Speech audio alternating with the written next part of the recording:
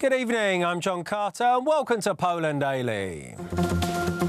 After a series of profanities from various activists of the militant left aimed at people of faith, a member of the lower chamber of Polish Parliament, MEP Misilo, of Civic Platform, decided to join in.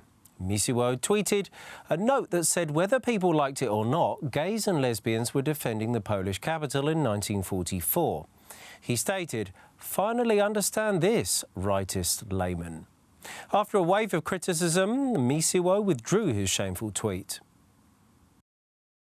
The controversial tweet came from MP Piotr Misilo on Twitter. The graphics depicted the sign of Poland fighting against a rainbow flag, which caused heated media debate. "You must be a finite beast. I hope that the Poles will pay you for these pitiful provocations as you deserve, all in vain, sending you where Palikot is, only without a $1 million subsidy." I have not seen anything so stupid. You reached the bottom. To use the Warsaw Uprising for political gain is just simply beep, beep, beep, and that's it. After such thing, no normal human being should exchange a handshake with you. A few hours later, the entry was removed by the Civic Platform MP and a statement of apology appeared in which Misilo was sorry for his original tweet. As a result of the scale of hate and mass threats at myself and my relatives, I would like to apologize to anyone who could feel offended in any way by my homage to the victims of the Warsaw Uprising. It was not my intention. Jan Mosiński, an MP of the Law and Justice Party, filed a complaint to the prosecutor's office about the case of the scandalous mischief of MP Misilo.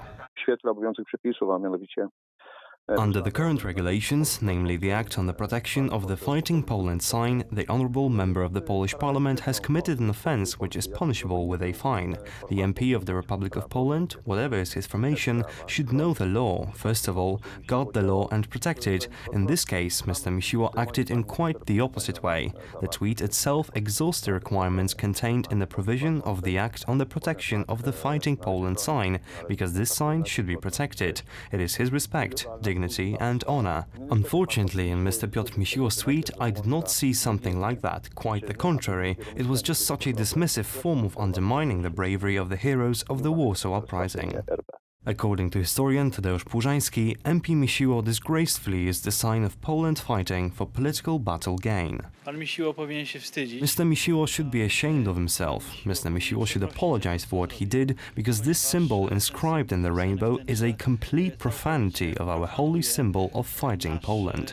Under this sign, Poles, often young people, fought for the freedom and independence of the country. Mr. Misilo used his sign for his own political purposes. This is the worst thing that could happen, to show disrespect to Polish national symbols. By publishing the tweet during the commemoration of the 75th anniversary of the Warsaw Uprising, he was probably counting on a lot of publicity. It's a shame that it had to come at the expense of common decency. 3 men have beaten up the rector of the John the Baptist Basilica in Szczecin. The assault took place in the sacristy of the church before Holy Mass on Sunday evening. The assailants were arrested by the police. Tomasz Dukalanowski, a journalist from Radio Szczecin, has more. It seems the assault was an attempt to profane the church, since the assailants came to the church in the middle of the day, before Holy Mass. There was nothing to steal there, and they were really aggressive towards the priest. They tried to take the chasubles and told the priest they wanted to perform the Holy Mass. Luckily, they didn't manage to do so. The priest bravely held them off, but was given a beating. The men were criminals who had been previously incarcerated. It was simply an attempt to mock the priest and to take pleasure in someone else's pain. Those held by the 3 assailants were taken to the hospital, but didn't sustain any serious injuries. The attackers were very quickly apprehended by the police. He tied the rosary around his fist and hit me with it a few times.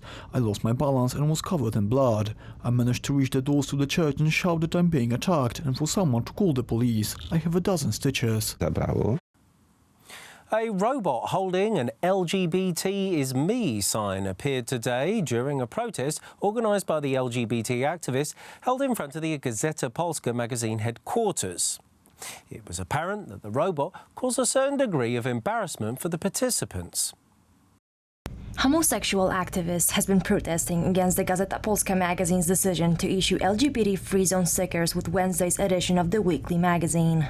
Today, a robot holding an LGBT is me sign joined their protest. The editor-in-chief of the Gazeta Polska magazine, Tomasz Sakiewicz, commented on the matter. He said that all the progress made by men was the reason robots joined the LGBT movement. He also added that we can't exclude robots and those who are sexually attracted to them.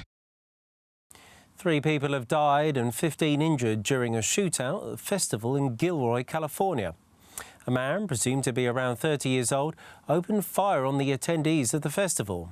The aggressor was eventually gunned down by the police. We have at least 15 people injured.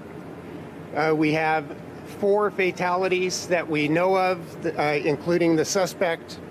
This incident tonight started at about 5:41 p.m. First, let me say that I want to express my extreme shock and sadness for what has happened today. This is an active investigation. I would ask for the thoughts and prayers of the community. The assailant shot 3 people, including 6-year-old Stephen Romero. The attacker died after being shot by the police. Law enforcement believe he had an accomplice who helped him cut the fence guarding the area of the festival. Initially, the participants thought the gunshots were fireworks. Only later did they realize that it was an attack by a madman. After the news of the massacre reached the White House, Donald Trump advised his countrymen to be cautious. Thank you very much for joining me here this evening at Poland Daily. I'm John Carter. Stay tuned after the break for Poland Daily weather, followed by the business, culture, history, and then finally the travel.